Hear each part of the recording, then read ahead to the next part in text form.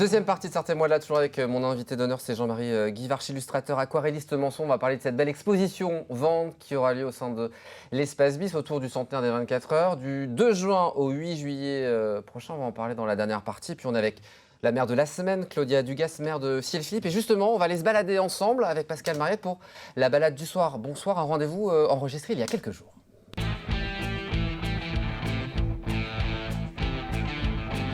La balade du soir avec notre guide touristique Pascal Mariette. Bonsoir Pascal. Bonsoir. On va prendre la direction donc de Ciel-Philippe ce soir pour évoquer plein de sujets patrimoniaux. On commence par le bâti rural du bourg. Oui, parce que ce bourg est très très bien réaménagé et je tenais à le souligner. Et c'est vraiment, il y a eu une qualité de traitement de la voirie. Et dans le bourg, on trouve encore des vieilles maisons, des maisons à pans de bois et avec du torchis. Pourquoi ? Parce que sur le Philippe, il faut savoir qu'il y a très peu de matériaux à l'époque. Au 19e, on avait très peu de matériaux, donc on utilisait plutôt la terre et le bois. Et donc on retrouve encore des façades en torchis et à pans de bois. Et puis on trouve plein d'autres bâtiments. Et sur Ciel-Philippe, il y avait autre chose. Il y a une très belle maison restaurée, d'ailleurs, sur la route du Lavoir, qui était vraiment très, très bien restaurée. Et quand on va vers le centre-ville, il faut savoir qu'au 19e siècle, il y avait des tisserands. Et on sait qu'il y avait une cinquantaine de métiers à tisser. Dans le Nord-Sarthe, il y avait beaucoup plus dans les villages. Je pense beaucoup toujours à Fresnay, où il y avait énormément de tisserands. Et bien là, il y avait une cinquantaine de tisserands. Et on retrouve à côté de l'église, pas très loin de l'église, une très belle maison de tisserands où on retrouve encore au rez-de-chaussée, enfin sous c'est celle qu'on voit voilà, juste là à l'angle. On va s'avancer un tout petit peu et on voit une porte de cave et les métiers à tisser étaient dans l'humidité sous la maison du tisserand. Et on avait besoin d'humidité du coup dans le noir. Oui, parce qu'il tissait le chanvre et le lin et c'était une fibre où il fallait de assez l'humidité. Rigide, donc il fallait l'humidité pour qu'elle le soit moins. Pour pouvoir tisser. Merci et pour cette belle explication. puis il reste aussi un petit truc, un petit détail que j'aime bien, c'est les postes et télécommunications. Et bien simplement le bâtiment du début du XXe siècle est toujours en place. C'est plus une poste, mais on a gardé l'écriteau. On sait ce que c'est aujourd'hui ? Je ne sais pas. Bon, on aura Madame le maire dans quelques instants. Le lavoir où l'on peut laver debout et non à genoux. Oui, alors ça j'aime beaucoup. Ça c'est très rare. C'est rare, oui, parce que généralement l'eau arrive aux pieds, les gens se mettent à genoux, puis c'est bien comme ça, c'est pas tour de rein si on peut laver debout. Et là, quand on rentre, oui, il y a un joli muret, mais surtout, faut qu'il y ait de l'étanchéité pour que l'eau ne passe pas dans l'endroit où se trouvent les dames ou les messieurs qui font lave le linge. Qui lave le linge. Et là, donc, on peut être debout et atteindre l'eau facilement, le bassin en hauteur. Donc, c'est assez rare, effectivement. Et c'est un joli lavoir, bien restauré, tout en bois. C'est très joli. Avec une très jolie qualité de restauration. Vraiment, allez voir ce lavoir. C'est au lieu dit Le Vivier.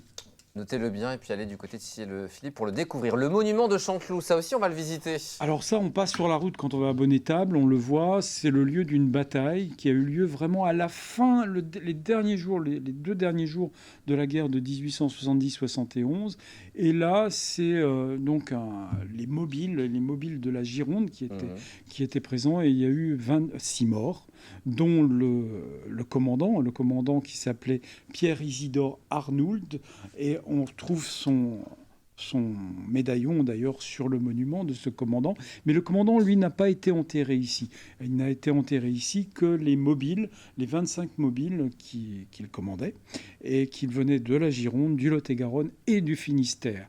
Et donc ce monument a été érigé il y a très longtemps maintenant au début du XXe siècle par le Conseil général de la Sarthe. D'ailleurs, le souvenir français est la ville de Bordeaux. Pourquoi la ville de Bordeaux ? Parce qu'il y avait des Girondins. Et donc l'ancien commandant Arnould a été enterré, lui, à Labarde en Gironde. Et sa tombe est toujours présente dans le cimetière. Le château de Boirier ou de Chanteloup ? Oui, il a changé de nom parce que Chanteloup, c'est le site, c'est l'ancien endroit. Mais c'est un très beau château qui a été construit donc entre 1814 et 1815 par la comtesse veuve Augier. Et surtout, elle s'est occupée sur un ancien site féodal, mais l'ancien manoir féodal, d'ailleurs, a été converti en orangerie un petit peu plus tard, en 1840. Et aujourd'hui, c'est un camping. Mais oui. C'est un superbe site, c'est vraiment un camping très chic. Et donc, on peut être à côté du château. C'est pas beau, la vie ? Évidemment, de toute façon, la vie ne peut être que belle à Ciel-Philippe. Autre château, le château de Passay. Oui, alors Passay, beaucoup plus ancien. Là, on est sur un château de la Renaissance, 15e et 16e siècle. Il y a eu beaucoup de travaux au 16e siècle, et avec ces 2 pavillons qui sont vraiment marquants. Et donc, c'est à la Révolution, le château est occupé par une propriétaire, il faut savoir, surnommée la mère des Chouans. Elle était plutôt royaliste que républicaine, et donc elle a été arrêtée, elle a été enfermée à Paris et condamnée à mort. Et elle a bénéficié grâce aux accords de pacification qu'avait fait Louis-Napoléon Bonaparte. Donc elle a pu revenir dans son château, du coup ? Pardon ? Je ne sais pas si elle est revenue dans son château, mais elle a été graciée de sa condamnation à mort. Et au XXe siècle, surtout, il a été occupé par quelqu'un de très connu, puisque c'était la résidence secondaire des Saint-Exupéry, donc qui habitaient au Mans aussi, mais donc Antoine de Saint-Exupéry. Il a passé beaucoup de vacances et de week-ends, puisqu'on est à quelques kilomètres du Mans, à savoir que Antoine Saint-Exupéry a aussi passé toutes ses études et ses années scolaires en grande partie au Mans. Voilà pour le château de Passay. Ensuite, on va parler de l'église et de ses décors peints par un ancien maire du Mans. Oui. Alors là, c'était une surprise. C'est grâce à la conseillère municipale, à la première adjointe, en discutant, elle me dit, on a un truc, parce que je disais, l'église est 19e, c'est vrai qu'elle est assez récente. Et moi, j'aime bien parler des églises quand elles ont un intérêt particulier. Et là, quand on rentre à l'intérieur, regardez de chaque côté, au niveau du transept, il y a deux retables, on va dire, deux retables de chaque côté. Et ce sont des décors peints, et ça a été découvert apparemment il y a très peu de temps par monsieur Arsène Marie Lefebvre, alors qui était décorateur, mais surtout qui est très connu pour une chose. Le bébé en Cadom. 1912, il crée le bébé Cadom. Alors ça, c'est vraiment... Et c'est lui qui a fait ça, alors. Et oui, parce qu'il était peintre-décorateur, il aurait fait aussi quelques peintures dans l'église du Pré. Le voilà, son portrait, son autoportrait d'ailleurs, de cet ancien maire. Mais surtout, c'est quelqu'un, tout en étant décorateur, il était conseiller municipal depuis 1900 au Mans, mais surtout, à partir de 1923 jusqu'en 1925, il va devenir le premier adjoint du maire du Mans. Et puis après, en 1925, il est élu maire du Mans. Il va démissionner en 1931, mais il va être au moins 6 ans aux rênes de la municipalité. On peut lui dire que c'est lui qui a fondé le musée de Tessé. Il a aussi ouvert la bibliothèque municipale. Il a beaucoup de choses, culturellement parlant. Il a participé au dégagement de la muraille du Mans. Et puis c'est un des pères créateur des 4 jours du Mans, donc c'est pas rien. Et donc il est décédé, il est né à Sillé-le-Guillaume, Sillé-le-Philippe, Sillé-le-Guillaume, c'est assez rigolo. Et il est décédé en décembre 1936. Mais vraiment, les décors qui sont là, il était très branché, on va dire, art nouveau. Et donc l'esprit est dans l'art nouveau de cette peinture que l'on retrouve un petit peu, on en a parlé dernièrement, des peintures du Bailleul. C'est un petit peu dans le même esprit. C'est vraiment un style. Donc si on va à Sillé-Philippe, on s'arrête sur ces magnifiques... Eh bien oui, et vous pourrez dire que le maire du Mans magnifique décor peint. Apparemment, c'est un maire du Mans. Merci beaucoup, Pascal. De rien. À la semaine prochaine pour de nouvelles aventures. Merci Pascal. Alors qu'on retrouvera dans 2 semaines, puisque la semaine prochaine, en raison des 24 heures, il n'y aura pas d'émission. Un petit mot, Madame le maire. La Poste, du coup, l'ancienne Poste, aujourd'hui, c'est un privé qui y habite. Exactement.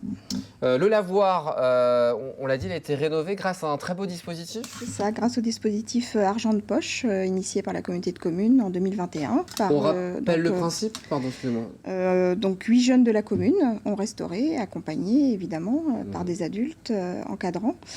Donc lasuré, nettoyé, fleuri notre lavoir. Et maintenant, on peut laver son linge debout. Et puis un mot de vos adjointes qui ont participé à faire visiter le village à Pascal Mariette. Tout à fait. Donc Liliane Mèche, ma première adjointe, et Marie-Noël Dujardin, mon adjointe à la communication. Et ben voilà, on a fait le tour et merci encore à Pascal Mariette. On passe au Tu préfères.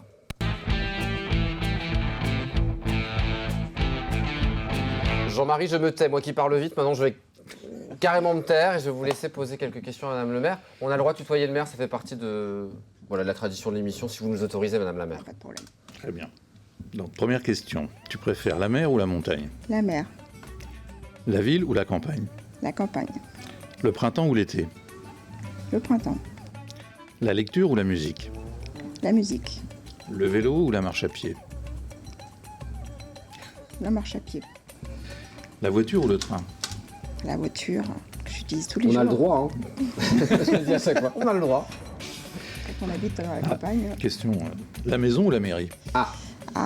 Est-ce que vous voulez rentrer ce soir? Disons que je partage mon temps entre la mairie, effectivement, la mairie Oui. et la maison, Et le travail? et mon travail. Les rillettes ou les 24 heures? Ah, les rillettes, Les rillettes? Le Janière ou le Coteau du Loir? le Janière, La Sarthe ou le Loir? la Sarthe, Ah, on en a parlé. Ciel-Guillaume ou Saint-Rémy-de-Sillé? ah, ce sont deux belles communes. Langue de bois. C'est pas fini. Hein. Bon, allez, on enchaîne. C'était le Joker. Donc Montfort-le-Génois ou Savigny-l'Évêque? Ah, j'ai Montfort-le-Génois, Montfort. j'ai une petite attache particulière à Montfort-le-Génois parce que j'ai fait mon premier mandat d'élu Et on salue local. Monsieur Trifot, du coup, qui vient sur l'émission régulièrement. Le maire.